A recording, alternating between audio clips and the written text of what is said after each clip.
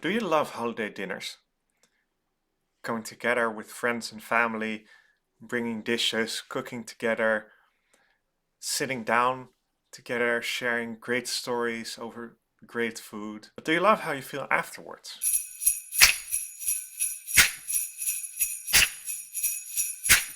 I am getting ready for the holidays. I've got my tree up, as you know, because it's in the intro every day. It only has lights for now, though. The rest is still on my floor. But who cares? Ready for the holidays.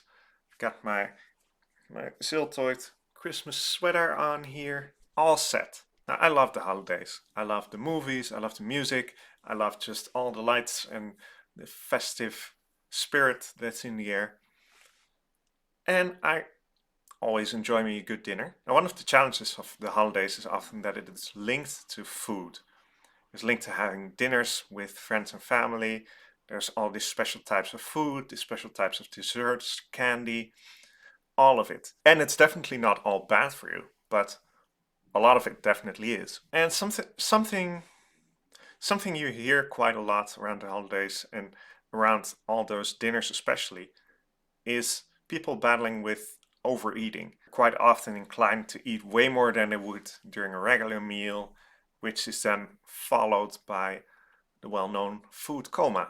I've certainly been there. So how do you deal with that? I mean, health is something that's on all of our minds these days. I wonder why. So how can we better prepare for these holiday festivities? There's some people that are like, during the holidays, I just throw all my rules overboard. I don't care. I eat whatever there is. And that's totally fine. If that's what you want to do, that's more power to you.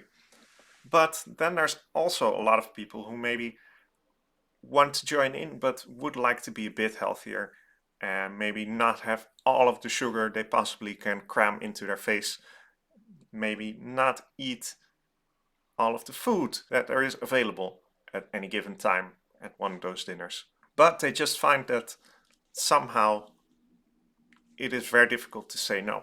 One way to arm yourself to survive the holidays and to have more freedom in what foods you choose to eat and not eat during these big festive dinners is to know and learn about what hunger actually is. I mean, in general, we all know you're hungry when you need food. You need food because you need energy. What a lot of people don't realize is that there's actually multiple types of hunger, 6 to be exact. And the problem with this is that the more of these hungers you have at any given time, the more flexible your food rules become. So you've probably noticed that at sometimes it's really easy to say no to whatever it is that you don't eat. And then there's other times where there's no way you can resist. So in order to handle this better these coming holidays, I'm going to give you some tips on a couple of these hungers to make sure you're well prepared. Now, one of the 6 hungers that most people are also aware of is thirst. The way we evolved, we actually didn't have access to a whole lot of clean water, and so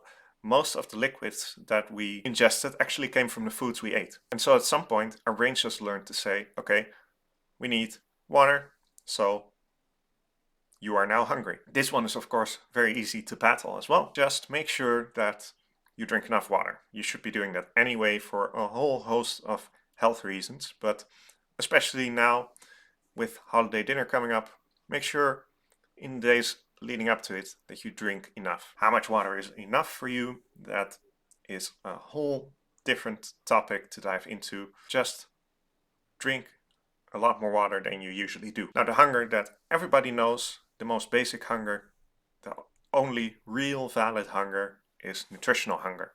Your body needs nutrients to survive, so you need to eat. Now, it is actually way more important for your body to be getting the right nutrients than to cut out the wrong nutrients. Now, of course, it is better to also cut out the wrong nutrients, but if you cut out everything that is bad, but you don't input any vitamins, for example, you will still die.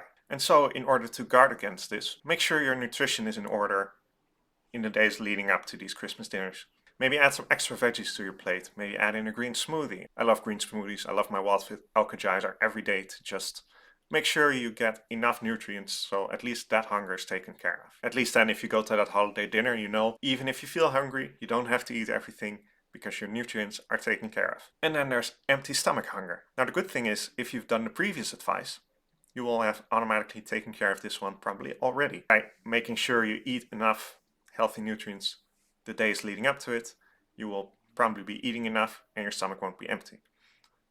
Even better if the day of the holiday dinner you also make sure you eat enough beforehand. Don't starve yourself the entire day and go in with an empty stomach, because of course then you will just overindulge.